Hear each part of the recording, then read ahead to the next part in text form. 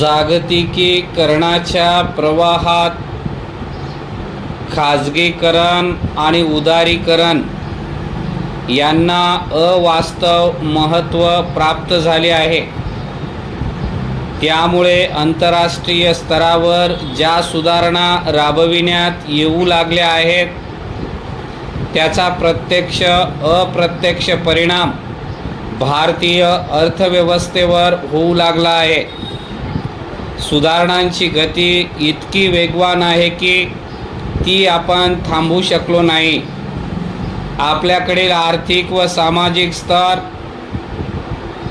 सक्षम नसतानाही आपण त्या स्वीकारल्या आणि गेल्या 10 वर्षात जागतिकीकरण हे आपल्या एकूण अर्थव्यवस्थेचा भाग बनला।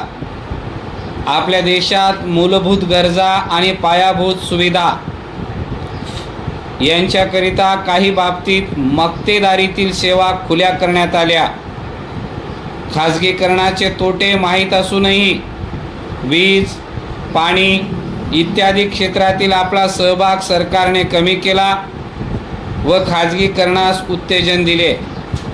महाराष्ट्र राज्य विद्युत मंडळाच्या बाबतीत सर्व स्तरावर सुधारणा करण्याचे ठरवून त्यांच्या अंमलबजावणीस सुरुवात झाली। वीज नियामक आयोग ही या सुधारणांची निर्मिती होय। नियामक आयोग ही एक निपक्षपाती यंत्रणा असून स्वतंत्र कायद्यानुसार ती अस्तित्वात आलेली आहे। सरकार आणि विद्युत महामंडळ यांना नुकतेच मार्गदर्शन करण्याचे काम या आयोगाचे नसून दोन्ही व्यवस्थेवर अंकुश ठेवणे आणि अंमलबजावणीत सहभाग घेणे हेही काम आहे। त्यायोगे नियामक आयोगाने प्रशासनाच्या एकूण व्यवस्थेस शिस्त लावण्याचा प्रामाणिक प्रयत्न केला आहे असे म्हटल्यास वावगे ठरू नये। वीज क्षेत्रात नियामक आयोगाची कार्यप्रणाली महत्त्वाची ठरलेली आहे।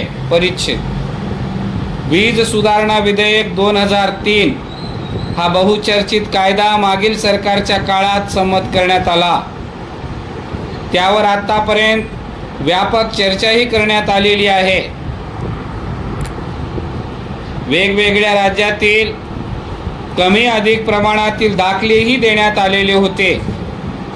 नियामक आयोग त्यांचे कार्यक्षेत्र आणि व्याप्ती या कायद्यात समाविष्ट करण्यात आलेली आहे।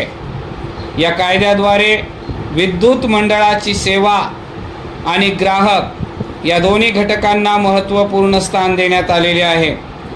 गेले कित्येक वर्षे वीज क्षेत्र हे टीकेचा विषय बनले असून सध्याच्या स्पर्धात्मक युगात सेवेच्या आधुनिक तंत्राचा वापर करून विद्युत मंडळाचा चेहरा मोहरा पूर्णपणे बदलण्याचा प्रयत्न होत आहे। ग्राहकांच्या दृष्टीने ही अत्यंत जमेची बाब होय।